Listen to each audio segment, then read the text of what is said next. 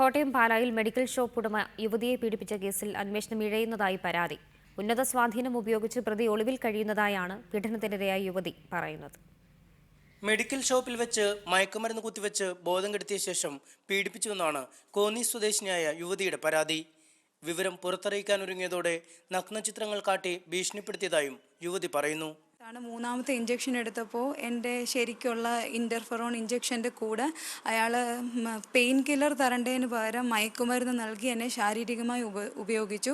അതിനുശേഷം ഞാൻ അതിനെ എതിർത്ത് എൻ്റെ വീട്ടിൽ പറയുമെന്നും പോലീസിൽ കംപ്ലൈൻറ്റ് ചെയ്യുമെന്ന് പറഞ്ഞപ്പോൾ അയാൾ എൻ്റെ നഗ്നമായിട്ടുള്ള ഫോട്ടോസ് 5 ഫോട്ടോസോളം എന്നെ കാണിച്ചിട്ട് ഭീഷണിപ്പെടുത്തി. ഇത് നീ പുറത്ത് പറഞ്ഞാൽ നിൻ്റെ കുടുംബവും നശിപ്പിക്കും, എൻ്റെ അനിയത്തിയുടെ ഭാവി ഒരിക്കലും ഉണ്ടാവില്ല, പിന്നെ എനിക്കെതിരെ നീ നിന്ന് കഴിഞ്ഞാൽ എനിക്ക് മുമ്പും ഒരു 5-6 വർഷം മുമ്പ് ഞാൻ എനിക്കെതിരെ നിന്ന് ഒരാളെ മണ്ണിനടിയിലാക്കിയിട്ടുള്ള, അതുകൊണ്ട് എനിക്കിതൊന്നും ഒരു വിഷയമല്ല, എനിക്കെതിരെ നിന്നാൽ നിന്റെ ജീവന് തന്നെ ഭീഷണി എന്ന് പറയുകയും. യുവതിയുടെ പരാതിയെ തുടർന്ന് പാലാ നിരപ്പേൽ മെഡിക്കൽ ഷോപ്പ് ഉടമ ജോസുകുട്ടിക്കും ബന്ധുവിനുമെതിരെ പോലീസ് കേസെടുത്ത് അന്വേഷണം ആരംഭിച്ചിട്ടുണ്ട്.